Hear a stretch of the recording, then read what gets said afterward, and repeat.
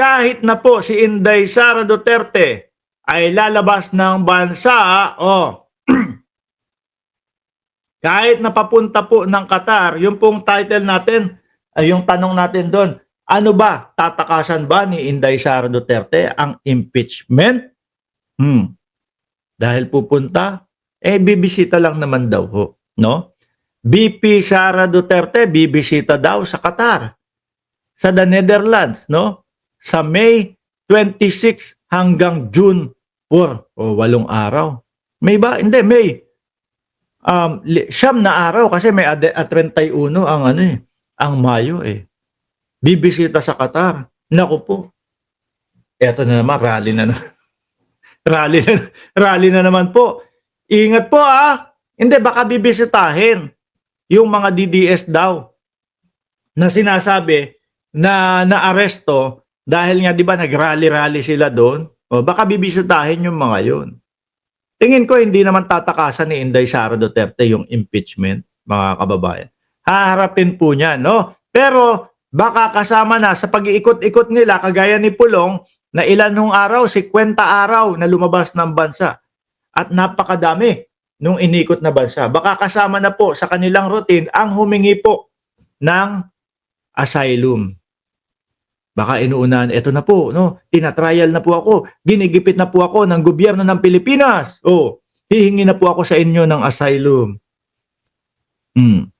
Sa nakatakdang pumunta si Vice President Sara Duterte sa Qatar, sa Netherlands, no? At Netherlands simula ngayong Lunes, Mayo 26 hanggang Hunyo 4, 2025 ayon sa Office of the Vice President. Pero mga kababayan, unahan ko na kayo. Kung sakali na yung mga Pilipino doon sa Qatar na nagwelga-welga, nagrally-rally ang pupuntahan ni Inday Sara Duterte, saglit lang po.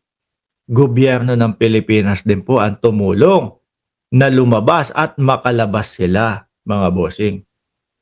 Di po ba? May mga nagrally-rally di ba mga Pilipino doon? Nung naaresto si dating Pangulong Duterte, ayun, labas sila. Bawal pala doon. Di po ba? Sabi ni Becky Carriero, one squad din pala tong si Becky. Iiwasan yan ni Sara Tanas ang kaso niya. Tingin ko hindi naman po, no? Tingin ko siguro baka magrarally-rally din sila doon sa Qatar. Nahihilig po ang Vice Presidente sa pagrarally. Ultimo nga doon sa Tondo, mga kababayan. Biruin mo, dayuhin pa yung distrito ni Joel Chua. Dayuhin yung distrito ni Congressman Benny Abante.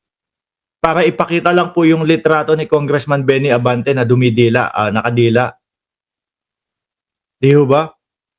Sabi ko naman sa sarili ko, kung sakali na malakas talaga si Inday Sara Duterte doon sa distrito ni Benny Abante, hindi lang po 2,000 ang tatalunin nung kalaban. Dapat po tambak na tambak si Abante. Kasi po si Inday, kagaya niyan, parang nakikita ko sa kanila, Davao na lang po ang malakas sa kanila. Di ba? Doon, Congressman Duterte, Vice Mayor Duterte, Mayor Carton. Doon na lang sila malakas, mga bossing. Mga kababayan, wala na pong iba, mga boss, no? Kaya nga tingnan niyo po ang nangyari doon sa nila, sa yung tawag nila doon? Duterte-uten nila. Sa Duterte-uten, mga bossing, 10 ang kandidato, 7 talo. Tapos nagsisipuntahan dito yung mga DDS ang sinasabi, Boss Mark, wala, iiyak ka na, Boss Mark. Sabi ko, saan iiyak? Tatlo panalo sa inyo. Yung dalawa lagi kong sinasambit dito sa aking vlog na panalo na yan kasi mga naging senador na yan at makikita mo sa survey. Tapos, pupunta kayo dito sa akin, sasabihin nyo, Boss Mark, iiyak ka na kasi 3 panalo sa inyo, 7 talo. Kung malakas talaga si Inday, naipanalo din yun. Ngayon mga kababayan, naka-live telecast ba yung concert ni Pangulong Bongbong Marcos o yung pa-concert doon sa West Philippine Sea? Manood tayo, no? panoorin ho natin. Sa ngayon, hanggang dito na lang po, mga kababayan.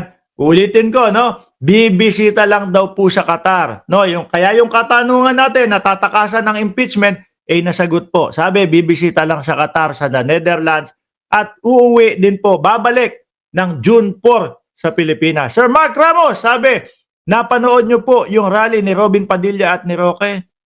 Mga sira na ho ang tuktok niyan. Huwag na natin mga pinagpapapansin yan. Maraming salamat and God bless po sa ating